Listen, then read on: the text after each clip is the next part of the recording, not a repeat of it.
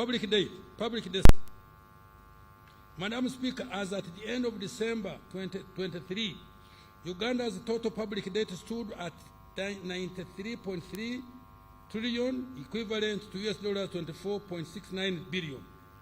Of this amount, external debt was shillings 55.37 trillion, equivalent to US dollars 14.64 billion, while domestic debt was 38.01 trillion, equivalent to US dollars 10.5 billion. The public debt is projected at shillings 97.638 trillion, equivalent to US dollars 25.716 billion by 30th June this year. In nominal terms, Uganda's public debt to GDP was estimated at 46.9% in June 2023 and is projected to end at 47.9% this financial year ending June. This is below the 52.4% threshold provided for in the Charter for Fiscal Responsibility for the financial year 23-24, and less than 50% of GDP government target for debt sustainability. Madam Speaker, although our debt has increased, it is still sustainable, and the government is committed to keeping it sustainable. Most importantly, the money we have borrowed has been invested well, and these investments have started to give good results. The borrowed money has been spent as follows. 1. 29% was invested in improving the transport infrastructure, including oil roads, Kampala flying over, and the several tarmacked roads linking the whole country, airports, including upgrading Entebbe International Airport and the building of Kabalega International Airport, rehabilitation of the meter gauge railway, etc. 2. 28% has been invested in the development of energy infrastructure, including Karuma and Isimba dams, power transmission lines, and rural electrification. 3. 12% has been invested in improving water sources for both human consumption and for irrigation and livestock. 4. 5% in agro-industrialization. 5. The development of industrial parks, extension of national backbone infrastructure, which has improved the quality of internet and communication, as well as investment in education and health, among others. Nonetheless, the ratio of total debt service to domestic revenue, excluding maturing domestic debt redemptions, is projected to increase to 40.3% in financial year 24-25 from 23.4% in financial year 23-24, above the threshold of 20%. This is the reason government has committed to exercising caution in borrowing to ensure debt sustainability by implementing the following measures. 1. Prioritizing concessional borrowing where available and reducing commercial borrowing at high interest rates. Such a borrowing shall only be for very few strategic and high impact projects. 2. Strengthening capacity for domestic revenue mobilization. 3. Controlling government spending to ensure allocative efficiency. 4. Boosting exports to increase foreign exchange inflows. 5. Ensuring project readiness and the quality of public investment to increase the return on investment. Now I conclude. Madam Speaker, in conclusion, the economy has fully recovered from various shocks that have impacted it in the past 4 years. It is now poised to accelerate towards takeoff, powered by value addition to our agricultural raw materials and the abundant natural resources, growth in industry, tourism, and innovations by our scientists. This budget is greatly for Ugandans still stuck in the subsistence economy. Countrymen and women, under this category take full advantage of PDM and other wealth creation funds, as well as other support services to join the money economy in any of the 4 sectors: commercial agriculture, industry, services, or ICT. To the private sector, this budget is anchored on the 10-fold growth strategy. It presents to you a multitude of opportunities. It has invested in a number of interventions to further improve the business environment. The macroeconomy is stable. Infrastructure is improving. Affordable capital has been provided for you to engage in value addition and export. Electricity is now reliable, and the government will work hard to reduce its cost. Regional markets are expanding, and barriers to market access are being removed. Therefore, take full advantage of these opportunities to create wealth and prosperity. Aya, have we agreed with the businessmen? Yes, please. Yes. To the youth, this budget offers opportunities. You, the youth, listen. To acquire more skills, access finance, innovate, and develop and develop new and better products. To those with talents, I assure you that creative industry is going to be supported. This budget is the beginning among many in the medium term intended to open up doors for you to escape unemployment, manipulation by self-interested individuals and groups. Take full advantage of the opportunities to make money and live a productive and long life. Like some of us. To the women and mothers of the nation, the budget has provided funds to improve your health, to ensure that your children are born in safe hands, are immunized, sleep under mosquito net, drink clean with safe water, and are educated in nearby schools for free. The budget has also allocated billions to support your businesses, however small they are now. To the elderly, persons with disabilities, and other vulnerable persons, wherever you are in this country, the budget offers several social safety nets, not only to shield you from poverty, but also to ensure that you can be productive and begin to live a decent life. To the gallant men and women in uniform, at the rank of captain and below, who are serving in the UPDF, in the Uganda police, in the Uganda prisons, in internal and external intelligence services, this budget contains the first installment of enhancement of your pay. Continue to serve your country and keep it as safe as you have already done. Happy belated Heroes Day. Madam Speaker, as I step off this podium, I would like to call upon all Ugandans to embrace the President's message. Let every adult Ugandan engage in producing a good or a service for sale. That way, we shall be able to create a bigger pie for the greater good of our country.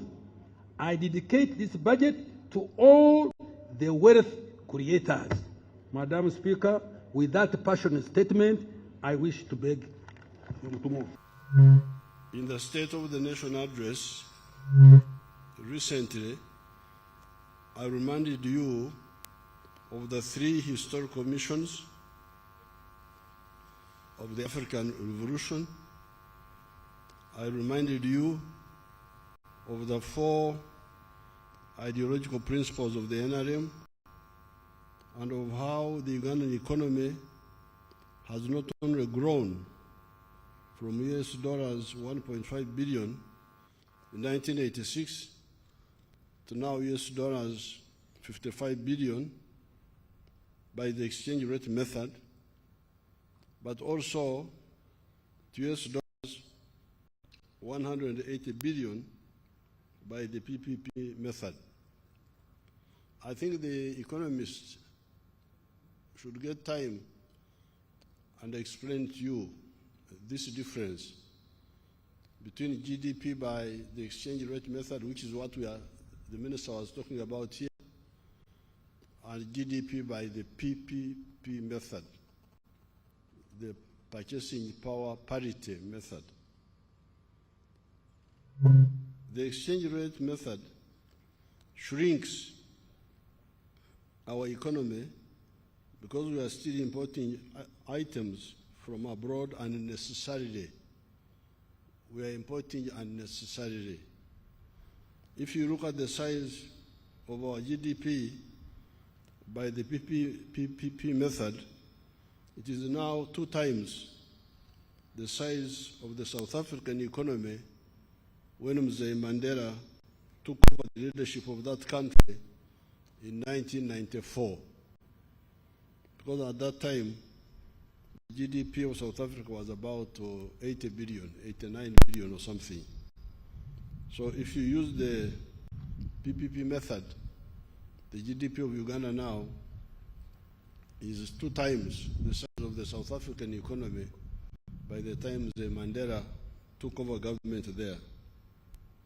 In the next few years, for me, I'm not waiting for the 2040, because they're talking about the 2040.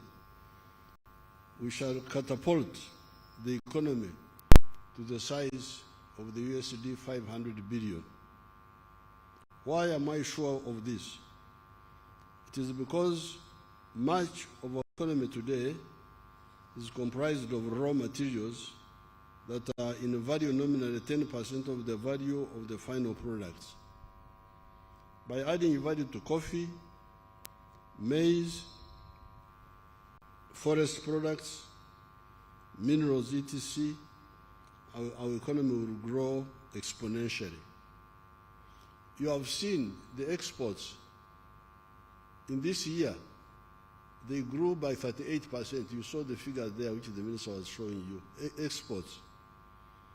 Export earnings in 1 year from $4 billion to $7 billion.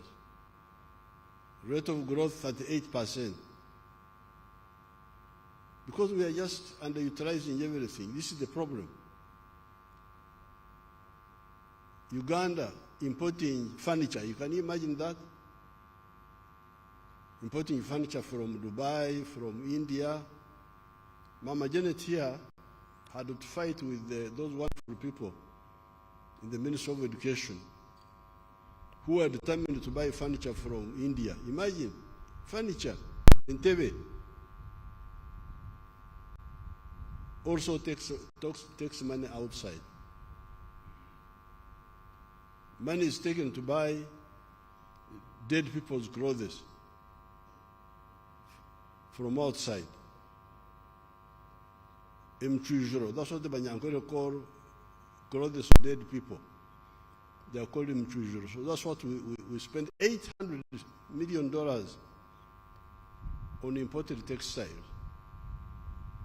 The shirt I am putting on is made here, 100% Ugandan. Here. Why should we import textiles? We had some issues with the traders here, the people they call traders. What they call traders are the importers. How about, there was a man called Warusi Mpanga in the 1950s. He was buying cattle from the Ankole area and bringing them to Kampala. He was not an importer. He was an internal distributor. According to the traders in Kampala, that one is not a businessman. The businessman is the one who is Oksaka, who is buying from outside. This slave mentality must go away. I'm not a slave myself. I have never accepted a slave dependency mentality. That's how we were able to lead our revolution. So this importing is what is creating the discrepancy. The economy is bigger, $180 billion, but if you use the exchange rate method, it comes to 55 billion. It shrinks. But if you solve that, the economic size in figures will be much bigger than it is now. We have the electricity, and we shall continue expanding the generation. I want to thank the minister. Really, he showed everything here in detail, and I'm glad you gave him a standing ovation. I think you may go to heaven because of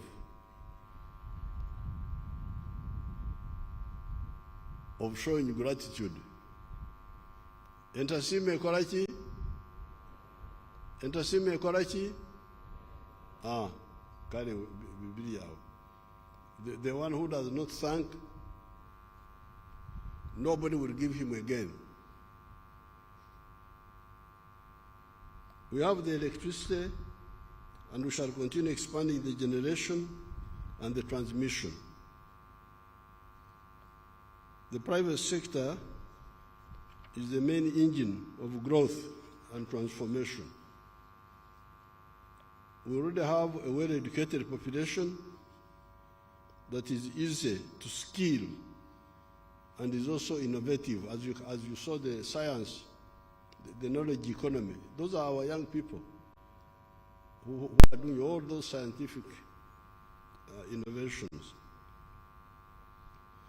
In order for the economy to grow, the only thing I can add on now, because I don't want to give a long speech, in order for the economy to grow even more, we need to be competitive in the products we produce. And the minister conveyed my message very emphatically, which I will repeat at the end of this short speech. But in order, we need to be competitive in products and services we produce. Our products and services must be cheaper and of better quality than products from other countries. In order to achieve that, we need affordable electricity, which is already being worked on. Because for you to be competitive, you need cheap electricity. And we are working on that, as you saw here. We need low-cost money for the wealth creators, which is already available in the forms of PDM, Emioga, and UDB loans. Freedom in the Constitution, that's not, that's a foreign concept. It's not our concept. Our concept is a dog that steals pays with its back. So you must handle it quickly and decisively. Those concepts are very dangerous because they separate us from the people. There is another one. There is another one which says, I can come to court and keep quiet. Really? I keep quiet. He is a thief, he has nothing to say. So I don't know how those people evolve those concepts.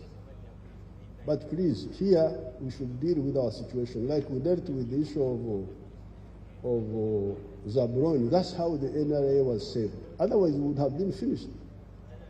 In Uganda, people would have lost confidence in us, and it would have been very difficult to recover. Because there we had a chance to show who we were, and we did it. And that's how the NRM was built up. So the NRM of today, please. First of all, I'm surprised that really people can dare what I hear, this one. But who do these people think they are? We are going to smash them. We have the capacity. Now that they have attracted our, because me, I never concentrate on those things myself. But now that they don't listen, we advise. You have now attracted our attention, our full attention. You will see. We shall crush this treachery. This is really a betrayal, and we are going to finish it. Now, the borrowing. I'm glad the minister explained these newspapers with their radios, they create panic among you people. Debt, debt, debt, debt. We actually had a very low debt level until Corona. Our debt GDP ratio before Corona was 30%. Very low. Some people pushed, and we found we had reached 40%.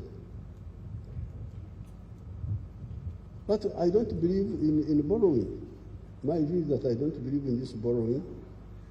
I believe in cutting our cloth according to our coat according to our cloth, and that's what we should be doing. Now, finally, the talk of external shocks. External shocks. Which one is now? That there was a war in Ukraine,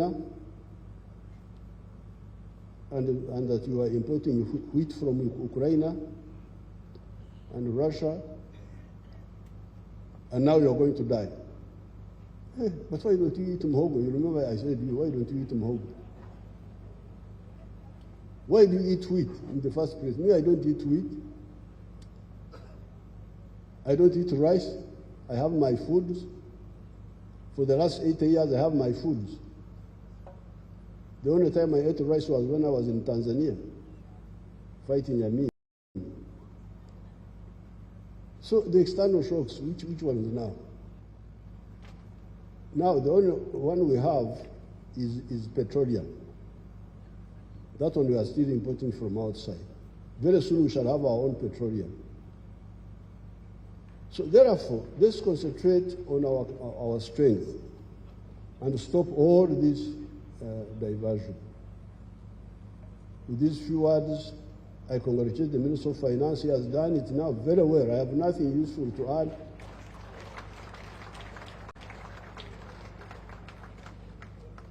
And I thank the Speaker for presiding over the meeting and all of you for coming. Thank you very much.